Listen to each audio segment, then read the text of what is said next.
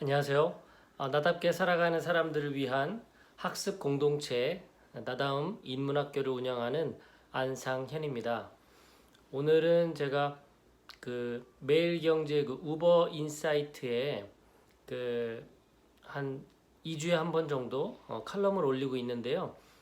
이번에 이제 새로 올린 것이 어, 나다운 것과 나답지 않은 것이란 이제 무엇인지를 좀 다뤄봤는데요. 제가 사실 그 내용을 좀 생각해 보게 된 이유가 바로 이 책, 예, 에크하르트 톨레의 삶으로 다시 떠오르기. 이 책을 읽다가 그 내용이 좋아서 또 애니어그램과 이렇게 또 접목이 잘 되더라고요. 책에서 이제 에고에 대한 부분이 많이 나옵니다. 내가 이제 에고 상태에 있을 때 나타나는 그런 현상들, 그리고 나의 생각과 감정이, 그리고 나의 경험이 어떻게 이제 에고와 동일시해서 나로 이렇게 어떤 행동이나 내 삶으로 드러나는지, 이런 것들을 아주 잘 이렇게 설명되어 있거든요. 근데 우리 애니어그램 성격 입장에서 보면 사실 그 성격에 집착하는 것이 그 에고의 모든 것들과 이제 하나죠. 설명이 다 되죠. 성격과 동일시하는 순간 그것이 이제 에고 상태에 머문, 에고에 집착한 그런 상태가 되는 겁니다. 우리 그 내면의 참 자아, 또는 뭐 본성, 본질, 이런 것들과 접속이 되지 않는 상태에서 그 외 것들과 나를 동일시하는 순간 나타나는 것이 에고죠. 대표적으로 생각, 감각, 감정, 그리고 경험, 이런 것들이 이제 내가 생각하기에 나의 그런 것들이 나라고 착각하는, 동일시하는 이런 현상을 통해서 이제 에고가 드러납니다. 책에서도 나오고 또 모든 어떤 뭐 영적인 가르침을 주는 교사들, 그리고 명상을 또 가르치는 분들이 공통적으로 하는 말씀들이 바로 현존하라, 말하자면 다른 말로는 알아차림, 이런 거죠. 내가 현재 에고에 집착하고 있구나. 이걸 알아차리는 것이 에고로부터 벗어날 수 있는, 에고로부터 자유로워질 수 있는 유일한 방법이다라고 합니다. 그러니까 에고에서 벗어나야지, 에고를 없애야지, 이렇게 마음을 갖는 것은 오히려 더 그 에고를 끌어당기게 되는 그런 에너지의 현상이 벌어지는 거죠. 오히려 내가 지금 에고에 집착하고 있구나. 내가 나의 어떤 생각, 경험, 감정, 감각, 이런 것들이 나라고 생각하고 거기에 집착하고 있구나라는 것을 인식해야만, 알아차렸을 때 이제 그렇지, 나는 이것으로만 설명되는 것이 아니지. 성격도 나의 일부, 이런 나의 생각도 나의 일부, 또 이런 오감도 나의 일부, 감정도 나의 일부, 그리고 경험들도 나의 일부다라는 것을 받아들여야, 그래야 이제 에고로부터 좀 더 자유로운 상태가 된다. 그래서 이것을 이제 알아차림이라고 표현합니다. 이 삶으로 다시 떠오르기, 이 책에서 지금 이제 기억나는 것 중에 첫 번째가 이 에고로부터 자유로워지기 위해서는 알아차림이 필요하다라는 거고요. 에고와 알아차림은 동시에 존재할 수 없다. 왜냐하면 에고에 내가 집착하고 있다라는 것을 인식하는 순간 그걸 바라보는 내가 있다라는 것을 알게 되기 때문에 이제 자유로워질 수 있는 거죠. 그리고 두 번째는 이제 깨어있는 행동에 대한 부분이 나옵니다.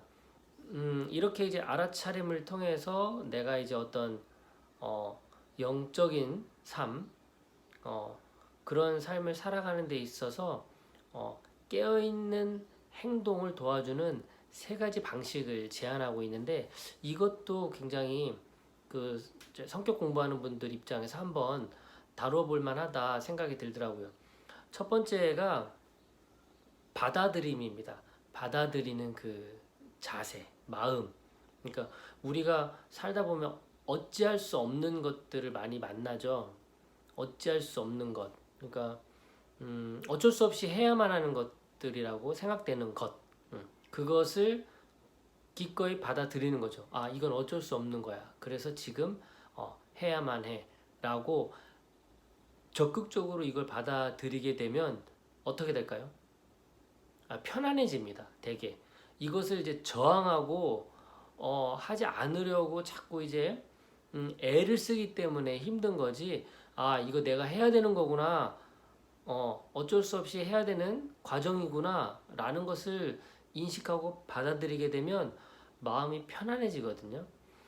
저는 사실 그 와이프랑 이제 맞벌이 부부이기 때문에 집안일이나 육아 이런 것들을 함께 하고 있습니다. 제가 이제 집안일 대부분을 뭐 청소든 빨래든 뭐 이런 정리든 뭐 이런 것들을, 그리고 이제 우리 아이에 대한 뭐 어린이집 등원 하원 뭐 이런 등등 와이프와 함께 협력해서 같이 이제 이 모든 것들을 해결해 나가고 있거든요. 그런데 솔직히 말씀드리면 전 처음부터 이것이 이렇게 잘 수용됐던 건 아닙니다. 좀 시간이 좀 걸렸고 저도 이런 어떤 마음을 수행하는 부분이 좀 필요했던 부분인데요. 어쨌든 시간이 지나면서 받아들임의 정도가 이제 좀 더 좀 적극적이고 강해지고 그러다 보니까 이제 그런 집안일이나 육아 같은 것들이 조금 더 편안하게 다가오고 또 즐길 수 있는 단계까지 넘어가는 것 같아요. 그래서 받아들임의 단계가 첫 번째로 필요한 겁니다. 우리가 깨어있기 위해서는. 그렇지 않으면 또 우리는 저항하게 될 거고, 그러면 감정에 빠질 거고, 또 생각에 빠질 거고, 우리 오감에 빠질 거고, 그렇게 되면 에고로부터 자유로워질 수 없으니 깨어있는 상태가 안 되겠죠. 자, 그리고 두 번째, 즐거움입니다. 즐거움. 사실 이제 받아들임 이후에 이제 어찌 보면 나타날 수 있는 현상인데요.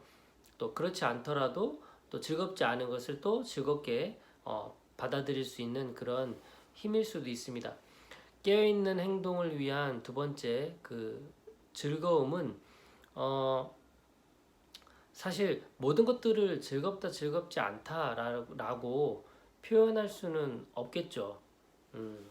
그런데 자기가 하고 싶은 일을 한다라고 생각을 했을 때에는 그 즐거움이 더 이제 올라가는 것 같아요. 극대화되는 것 같아요. 그래서 내가 지금 하고 있는 것에 대해서 즐거운 상태로 하고 있는지에 대해서 체크해 보는 것, 그것이 나로 하여금 깨어있는 행동에 대해서 인지할 수 있는 이제 두 번째 방법이 될 겁니다. 그리고 이제 책에 있는 표현을 좀 빌려서 좀 설명을 드리자면, 이 즐거움이라는 그 내가 지금 하고 있는 것에 대해서 즐거움을 정말 느끼기 위해서는 이 과거나 또는 미래에 머물러서는 안 됩니다. 결국 현재가 가장 중요하다는 인식이 있어야만, 그래야 현재 상태에서 내가 집중할 수 있게 되고, 집중하면서 그 의미를 또 찾게 될 거고, 더불어 즐거움을 만끽할 수 있는 거죠. 그래서 즐거움의 단계에서 가장 필요한 건 현재 내 삶의 중심이 현재 상태에 있느냐, 이것이 중요한 거고요. 그 다음에 이 책에서 또 강조했던 건 즐거움이 내가 그 행위를 이제 함으로써 즐거워진다라는 관점보단 내가 현재 집중해서 그 현재 하고 있는 일에 내가 몰입이 되니까, 그 일에 내가 스며들어가니까 즐거움이 나타난다. 이렇게 표현이 되는 겁니다. 그러니까 내가 이걸 하니까 즐겁지가 아니라 정말 이 하다 보니, 여기에 몰입하다 보니 그냥 즐거워지는 이런 현상으로 해석을 해야 되는 게 맞습니다. 이때 이제 내면의 어떤 본질과 만나고 그리고 내가 에고 상태로부터 벗어남으로 인해서 결국 진정한 즐거움을 이제 느끼게 되는 거죠. 그럴 때 내가 깨어있는 그런 상태가 되고 깨어있는 활동이 가능하다 이렇게 말씀드릴 수 있을 것 같고요. 마지막 세 번째는 열정인데요. 이제 즐거운 상태에서 일을 할 때 열정을 폭발시키는 방법은 거기에 목표와 비전이 붙었을 때입니다. 그러니까 내가 현재 상태에 몰입해서 지금 하고 있는 일에 폭 빠져서 이제 즐기고 있는데 이 즐기고 있는 이 마음 상태를 이제 목표와 비전이 하나가 되는 순간 열정이 이제 나타나게 되는 거죠. 근데 열정적으로 이렇게 산다고 하는 것이 또 때론 스트레스로 다가올 때가 있는데 이런 경우입니다.